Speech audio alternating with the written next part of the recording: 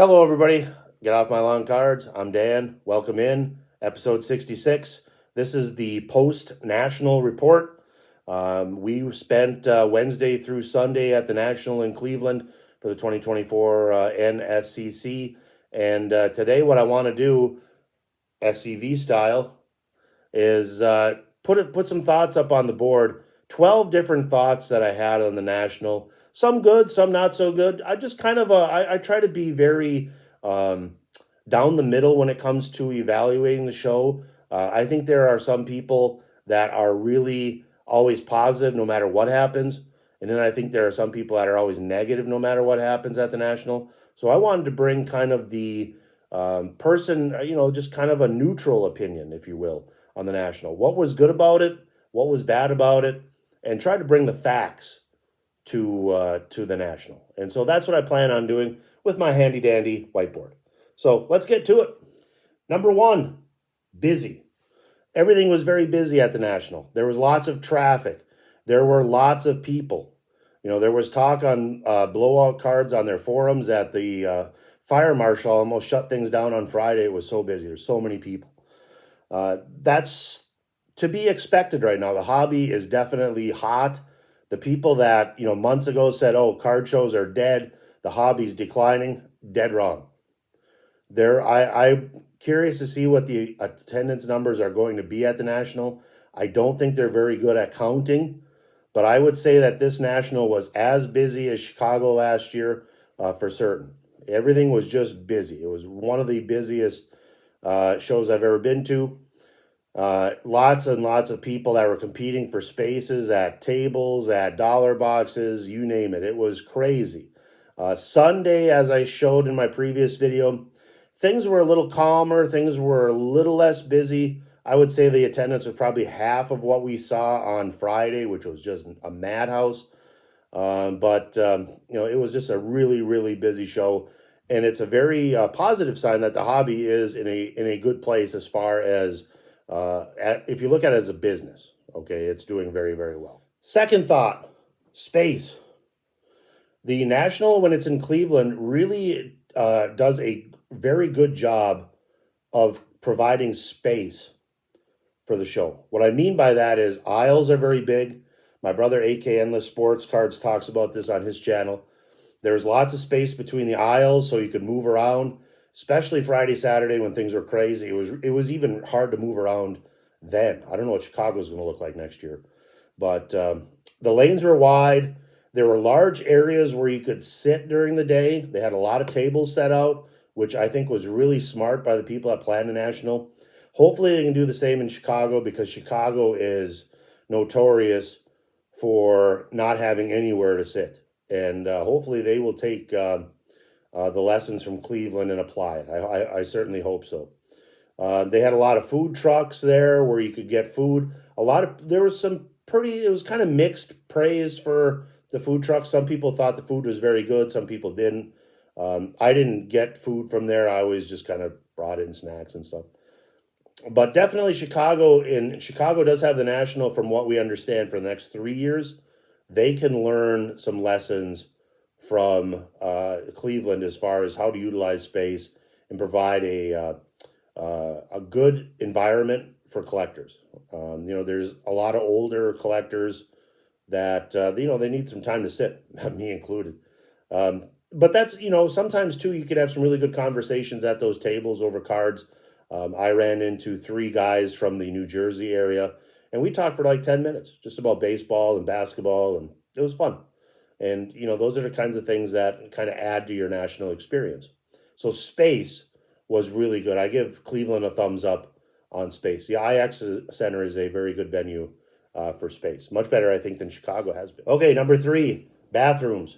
If you were paying attention, if you're looking at the forums or watching videos, bathrooms were an issue.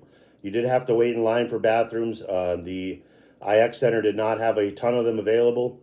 Although I will say this, I will give the IX Center credit for this, that they did adjust as the week went along and did open up more bathrooms in different parts of the IX Center. If you did have a VIP pass, the VIP area in the basement of the IX Center did have plenty of bathrooms, and that was not an issue. So my advice you know, is it's one of the perks of getting a VIP pass is that you do have these VIP lounges, and it does make some things easier. Things like parking, things like bathrooms. Take advantage. Those are things you don't think about if you never go to the show, but when you're there, and you got to go. That's one of the things you got to think about. So I would say as the week went along, the key is flexibility. You have a plan, and that plan doesn't go well or as well as you want. How flexible are you to fix the plan? And so with bathrooms, the IX Center did adjust, and it was, I'd say, probably Saturday, Sunday was easier. It was better situation. Okay, number 4 on our list, dealers. I think dealers had the advantage at this national.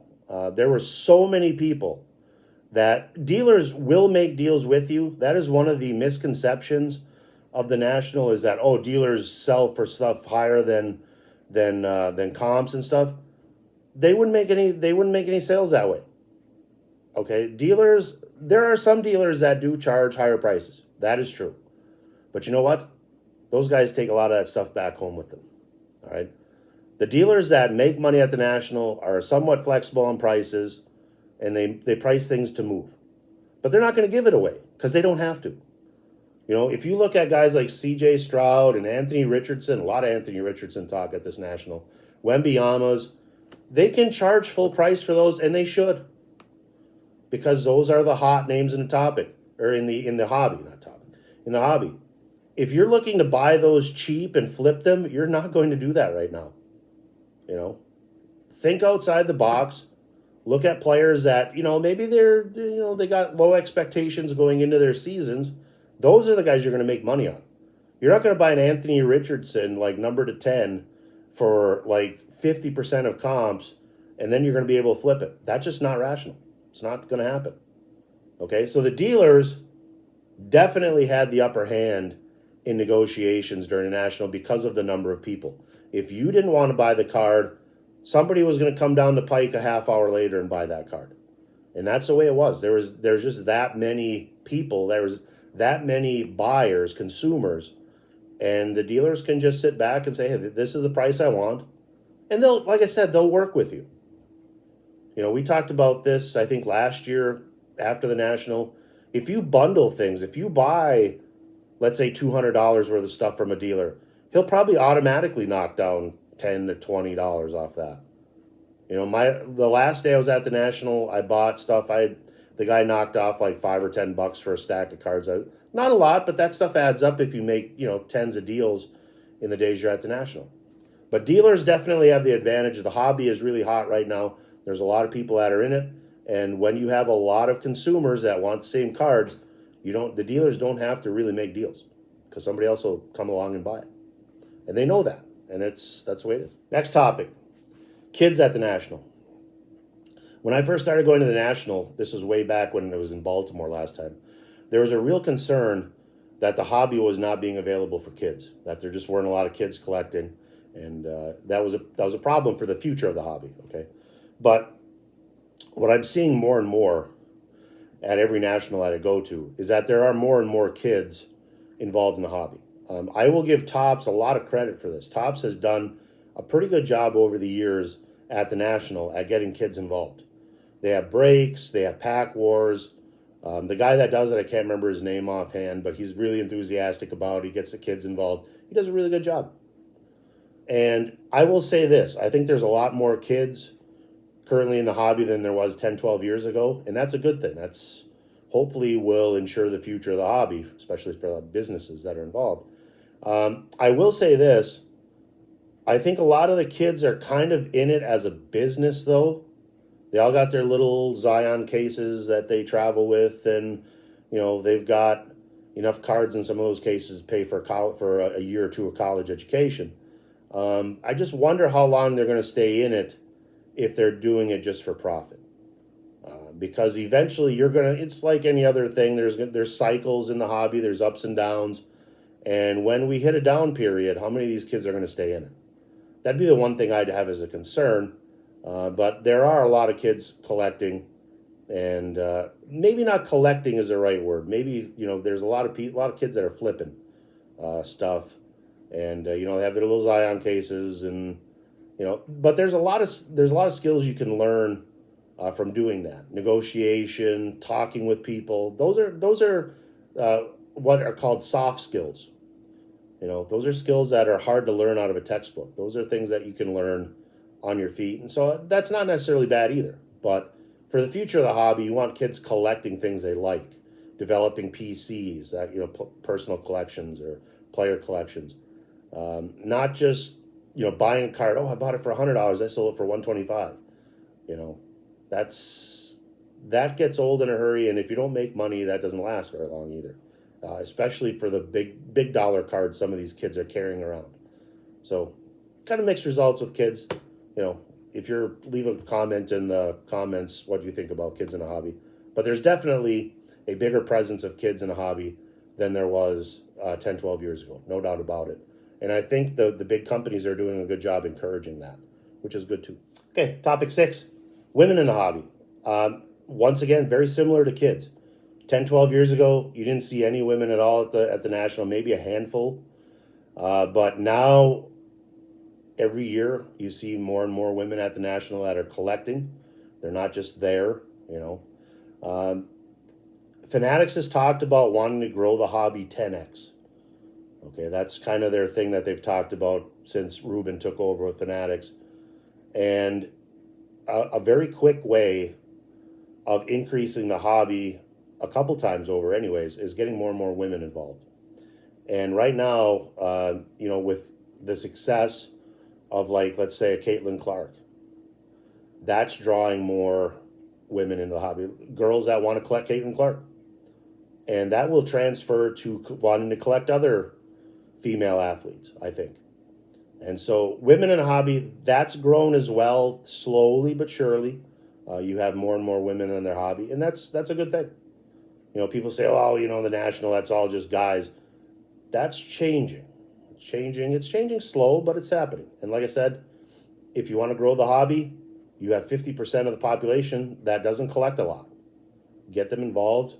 That will help, grow the hobby numbers quite quickly. All right, number 7, Cleveland as a site for the National.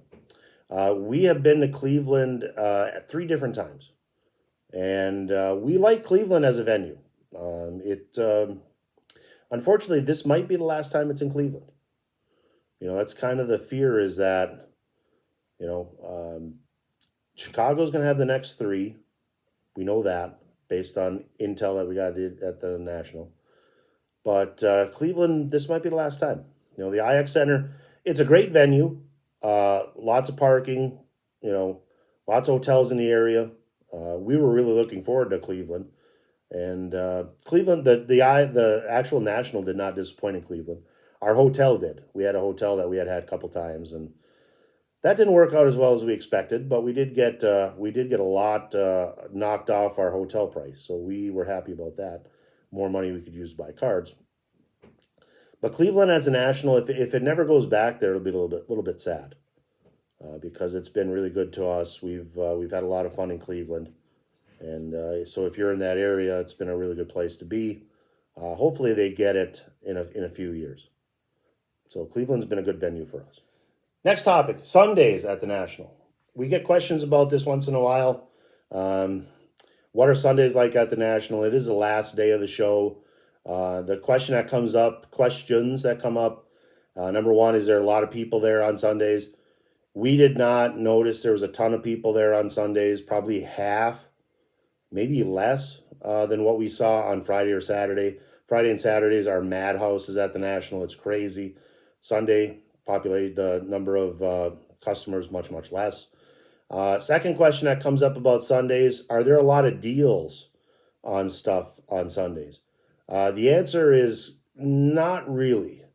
There are some dealers that do cut prices on stuff. I visited a couple booths that did have Sunday deals. I picked up a couple slabs yesterday that were regularly $20. They were fire sailing them for $10 a slab. Picked up 2 nice ones. But generally speaking, there aren't a lot of Sunday deals. And there's kind of a mixed feeling there, I think, with dealers. Dealers need to make money. They pay $1,300 a booth for these. And so they have to make money. They can't just sell cards at a loss. That's not the way you make money, obviously. So as far as deals go, there's not a ton to be had. I would say 10% or less of the tables have Sunday deals. But you can pick up some nice things if you're patient on Sundays. I will say that. But it's not like everybody's racing to the bottom price wise. That doesn't happen. But if you're in the area where, let's say next year it's in Chicago and you live in Chicago and you just kind of want to go there for one day, Sunday would not be terrible. The problem is there could be a lot of things sold that you might be interested in, because I will guarantee it right now, Chicago is going to be busy next year, just based on what we've seen the last 2 years and the growth of the hobby. So Sundays, we generally don't spend all day Sunday at the National. Yesterday we were there from 9:30 to about noon, and we got out because we wanted to get home at a decent hour. So take that for what it's worth. Sundays can be good. Okay, separate thing. We talk about dealers. I want to talk a little bit about deals. We watched some videos today where some people seem to be kind of upset about dealers. Oh, dealers don't make any deals. Their prices are way out of control. What we've found over the years is that dealers are reasonable. All right. I think most of the dealers that you find at the National, they're doing this because they love to do it, and they're reasonable. Like I said, they have bills to pay. It costs $1,300 for a booth. It costs a lot of money in transportation, and they rent U-Hauls, and there's a lot of things that you don't see behind the scenes that are really big expenditures. And so,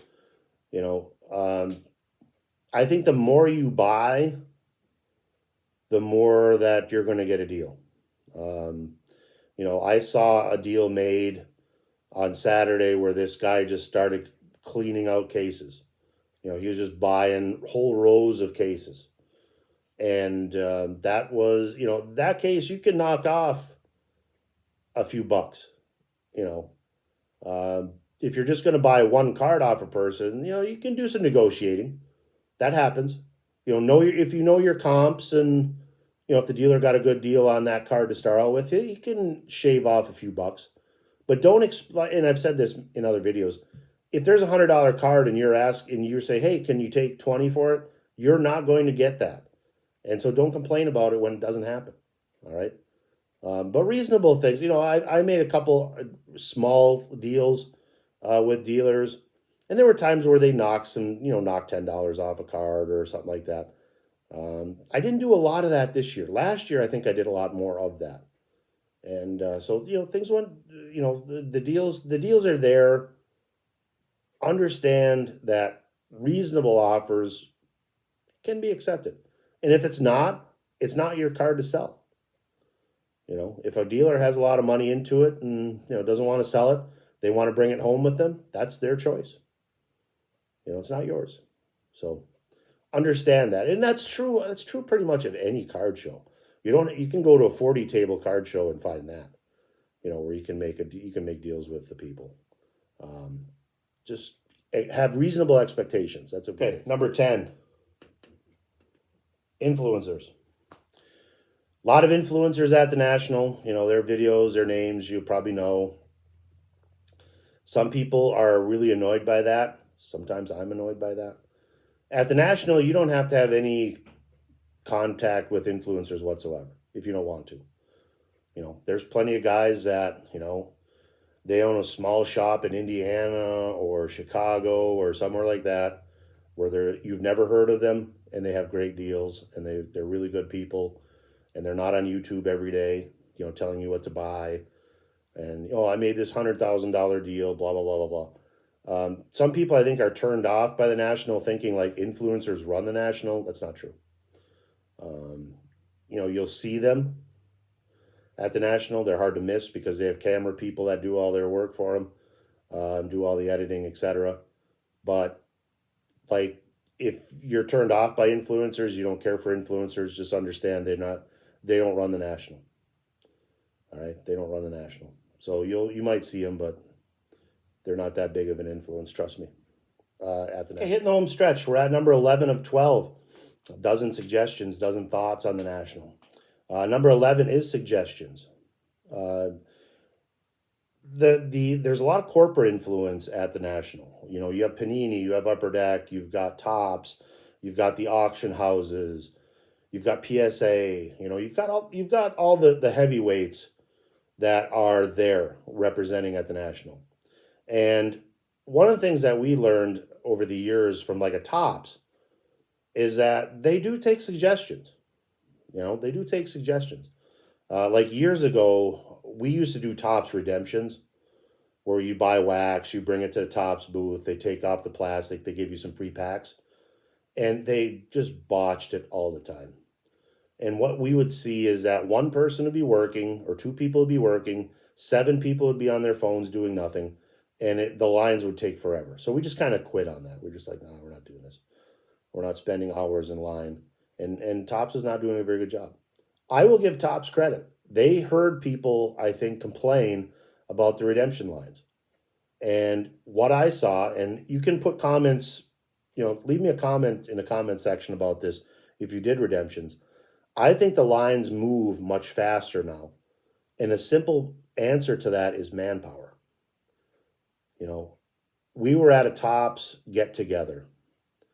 And, you know, they have like their big wigs, 3 or 4 big wigs that, you know, talk about the state of the hobby. But they literally had 25 people with Tops lanyards and Tops badges at that meeting. And so there was a lot bigger floor presence when it came to redemptions. There weren't 1 or 2 people opening redemptions, the boxes, taking the plastic off. There was like 6 to 8 people doing that. And so they took suggestions. And you'd be surprised. There's like one of the big wigs at Top says, yeah, somebody gave me an idea for, you know, for a certain card design and we used it.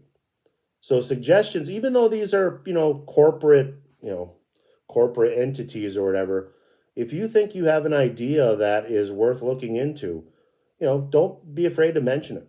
You know, whether it's at the national or, you know, sending them even like a tweet if you're on Twitter or whatever it's called, X, I guess it's called now, but you get the idea. You know, they are open for suggestions. And, you know, I wouldn't fire off like a angry email at them at 3 a.m. or something like that. But if you do have some things, they do take suggestions, and they do take them actually a little more serious than you would think. So suggestions are encouraged. Okay, our last one, and it's looking crooked. I'm starting to write more and more crooked as this goes along, is time. Time is of the essence at the National. We always look forward to going to the National, and we always say the same thing. Once the National's here, it's gone like that. It's just here and gone, and that was certainly the case this year. The big thing is time. Now, when I looked at suggestions from the corporations, I gave them some props on that. They have taken some suggestions.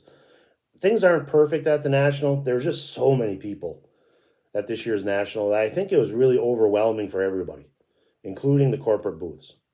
If I was a corporate booths, here's a suggestion. I would hire somebody like a Chick-fil-A rep or talk with them how they deal with lines. You know, because they're very good at getting big lines of people through in a hurry. And, you know, it's better than it has been, but they still need to know how to deal with people when it comes to lines.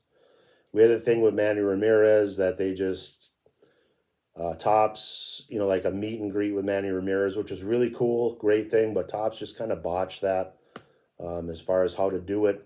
And it wound up taking a lot longer than it probably should have. And that's the key thing with the National. You know, money is big, obviously. You only have a certain amount of money to spend.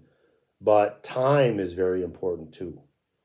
You know, like if you went into the IX Center on Friday and you had to wait to park, you know, let's say you had to wait an hour and a half to get in or an hour to get in. That's an hour that you're never going to get back at the National. You know, if you wait in line for an hour in the redemption line, you're not getting that back. You know, if you're waiting to get, if you're waiting to make a deal on a card with a dealer and there's like a million people around that booth, you're not going to get that time back. So time is the essence. And I would say this is the most important thing, I think, when it comes to the national. And I've got to read this because it's kind of lengthy. You need to be ruthlessly efficient with your time to maximize your experience at the national. And for the corporate booths, the better the better they are at managing lines and getting people in and out, the more positive the experience that people will have with that booth. You know, like I said, years ago when we went to Tops, they couldn't do it any worse. And that really kind of, let's be frank, kind of pissed us off. All right. But they're doing much better with that because they took some suggestions and they're maximizing the time. Could they be better at it in some ways? Sure. But they're getting there. And so that's my suggestion, is to be ruthlessly efficient with your time at the national. Okay, you have to have a budget, obviously, but that other thing's important too, the time aspect. Budget your time well. And if you can do those things, you're going to really get a lot out of your national. We've been doing this for a while. This was my 10th national. I think my brother's 9th, and our buddy, I think 4 or 5. He kind of got back into collecting a little later than we did. So we kind of know some things. Do we have it perfect? Do we have it right all the time? No, we don't. But we can get a lot of time out of the national. And so hopefully this helps. If you were at the national, make comments. Should there be things added to this list? These were just a dozen things that popped into my mind as I was driving home. And also before I went to bed last night, I was jotting things down. But the national was really good once again. It never disappoints. Never disappoints us. And, we'll be back. We'll be in Chicago. And we'll be enjoying Chicago. We'll get as much out of it as we can. And so until next time, Ketos, thank you. There's been a bunch of new subscribers. Thank you for subscribing. It's been almost a year since I started this whole YouTube thing. I started about a month after the national last year. I wasn't feeling well at that time, and so I put out a whole bunch of episodes since. So thank you, like, subscribe. Picked up a whole new bunch of subscribers. I'm not sure when the next video is going to come down. It might not even be about cards. I've got some other things going on, and so until next time, we'll see you down the trail.